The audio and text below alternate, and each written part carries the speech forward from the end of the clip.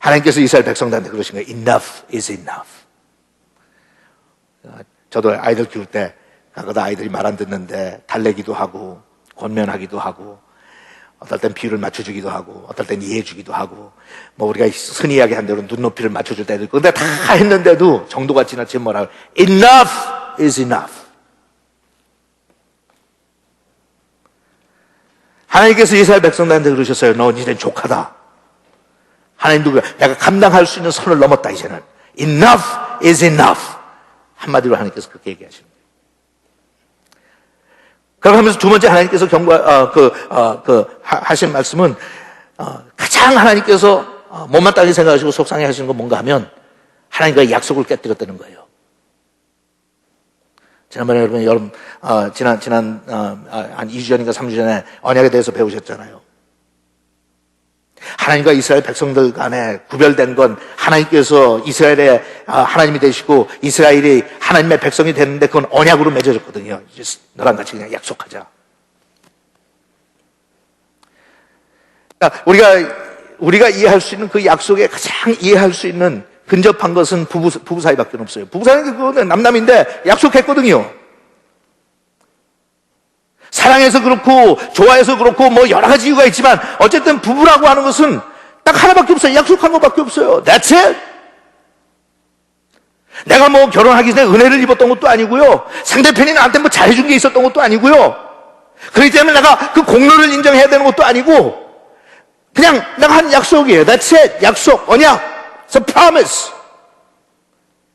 그 약속을 지키기 위해서 어떤 땐 그렇게 힘들고 고달프고 갈등도 있고 하지만 그걸 해결해 나가면서 평생같이 사는 거예요. 왜? 약속했기 때문에. 그 약속만 끊어지면 끝이에요. 남남이에요.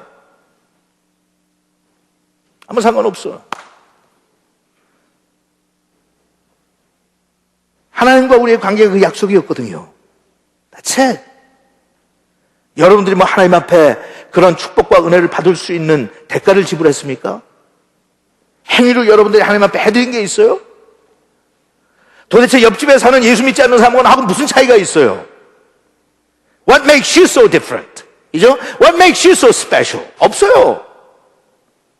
그냥 일방적으로 하나님께서 오셔서 나하고 약속하신 거예요. 너는 내 백성이 될 것이다. 나는 너의 하나님이 되고. That's it. 근데 에스겔서에 하나님께서 선포하시면서 왜 하나님께서 이스라엘 백성들께 심판하셨냐? 다른 거 하나도 아니에요. 약속을 깨뜨렸다 이거예요. 언약을 깨뜨렸다 이거예요. 너희들이 언약을 버렸다 그거예요.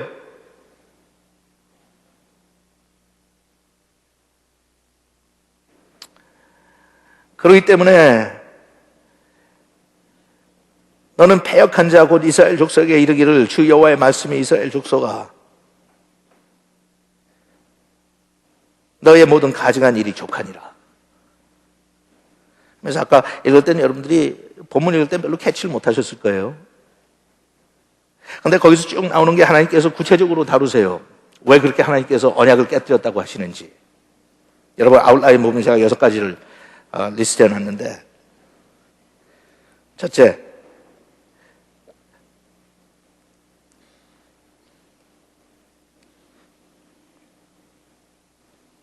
하나님께 가까이 나오라고 하나님께서 부르셨는데 그 앞부분에 나온 건 레위인들에 대한 이야기가 나오고 뒷부분에 가서는 제사장들에 대한 이야기가 나오고 세 번째 가서는 왕들에 대한 이야기가 나와요. 하나님께서 그러세요. 너희들을 다시 회복시켜주면서 내가 제사장들과 레위인들과 이스라엘 왕들을 다시 세우겠는데 그 세울 때 너희들이 과거에는 이것들을 무시하고 이들을 하지 못하기 때문에 심판을 받았지만 앞으로는 그것을 제대로 하려는 거예요. 그러면서 주신 말씀이 첫째, 제사장은 하나님께 가까이 나오라고 부르셨다 그랬어요. 15절에 보니까 이스라엘 족속이 그렇다여 나를 떠날 때 사독의 자손 레위 사람 제사장들은 내 성소의 직분을 지켰은즉 그들은 내게 가까이 나와 수종을 들되 하나님 앞에 가까이 나와 수종을 들되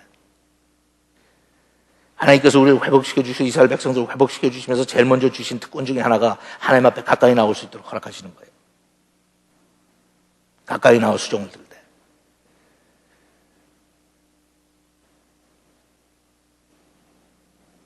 여러분들의 삶이 얼마나 하나님 앞에 가까이 나와서 수종을 들 수 있을 정도로 친밀한 삶을 살고 계세요.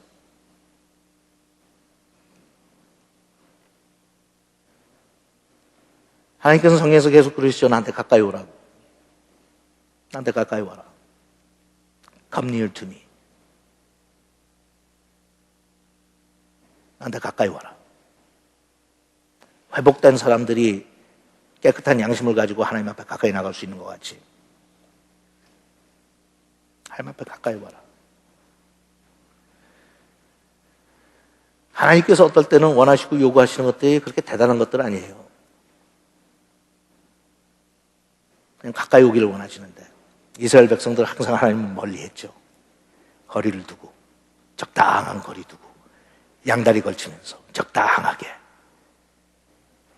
하나님께서는 더 가까이 나오기를 원하시는데 말로는 우리는 하나님 앞에 가까이 나가기를 원한다고 말로는 하나님께서 우리를 품어주시기를 원한다고 그러고 말로는 우리가 하나님께서 우리를 만져주시기를 원한다고 하고 말로는 하나님께서 우리를 다듬어 주시기를 원한다고 말로는 하나님께서 우리를 빚어주시기를 원한다고 하지만 실상생활의 나의 삶을 보면 적당하게 거리를 두고 왜? 너무 가까이 하나님 앞에 가든지 아니면 하나님께서 너무 가까이 우리한테 접근하시면 불편하니까 하나님께서는 가까이 오라고 부르셨다. Come close, come near to me. 그 다음에 두 번째, 제사장들이 그렇게 가까이 와서 하나님 앞에 뭐 하라고? 제물 바치라고. 그들은 내게 가까이 나와 수종을 들되 내 앞에 서서 기름과 피를 내게 드릴지니라 그랬어요. 하나님 앞에 드리라고. 제사를 회복하고 예배를 회복하면서 하나님 앞에 드리라고. 그러면서 우리 여러분, 우리가 이 인간들이 가지고 있는 못된 심성 때문에 성경에서 하나님 앞에 뭘 드리라고 그래도 교회 와서 제일 듣기 싫은 소리 중에 하나가 드리라는 거죠. 그죠, 여러분? 드리라는 소리를 들으면 그거는 뭔지 나한테 뭘 요구하는 것 같은 생각이 들죠. offer하라고 그러면 그게 굉장히 부담스러운 것 같죠. 사랑 관계에서도 그렇죠. 부부 사이에서 취하는 건 좋지만 주는 거는 힘들죠. 상대편에서 뭔가 받는 거는 좋지만 내가 주는 것은 힘들죠. 근데 주고받는 게 없이 절대로 거기에는 인티메시가 생길 수 없는 거 아세요? 대화를 주고받아야 되고 시간을 주고받아야 되고 애정도 주고받아야 되고 Unless I give, there's nothing coming back. 하나님하고 관계도 마찬가지예요. 성경에 그렇게 하나님께서 항상 원하는 게 애정 표현이에요. What are you gonna give to me? 그 우리께 필요해서가 아니라요. 여러분 알잖아요. 어린애에서부터 내가 아이들 키울 때도 마찬가지고 부부 사이도 마찬가지고 누가 비싼 거 달래? 누가 요란한 거 달래? 누가 사치스러운 거 해달래? 아니거든요. 대개 우리가 가지고 있는 갈증들은 부부관계든지 인간관계 속에 가지고 있는 갈증들은 굉장히 소박한 거예요. 관심 좀 보여달라는 거고 내가 당신한테 존귀한 사람이라고 중요한 사람이라고 말해달라는 거고 우리 관계가 소중하다고 확인해달라는 거고 별거 아니에요. 하지만 그걸 하기 위해서 내가 줘야 되거든요. 하나님께서 재밌죠. 제사장들 복권시켜주시고 회복시켜주시면 하시는 말씀이 가까이 와서 나한테 먼저 내가 너한테 주는 게 아니라 너희가 나한테 무엇을 줬으면 좋겠다. 예물을 바쳤으면 좋겠다. 재물을 바쳤으면 좋겠다.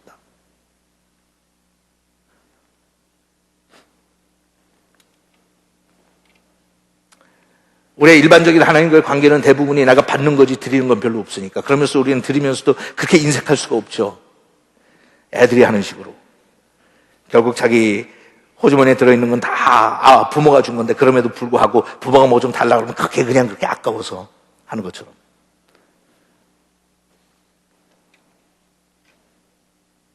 하나님께서 바치라고 했어요. 세 번째, 성경에 나오는 걸 보면 인생 살고 세상에 살면서 외모부터 구별되게 하셨어요.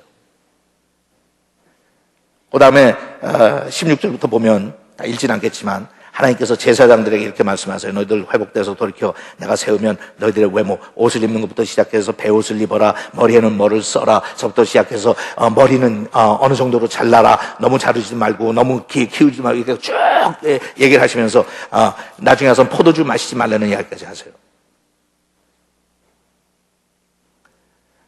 하나님 상징적이죠.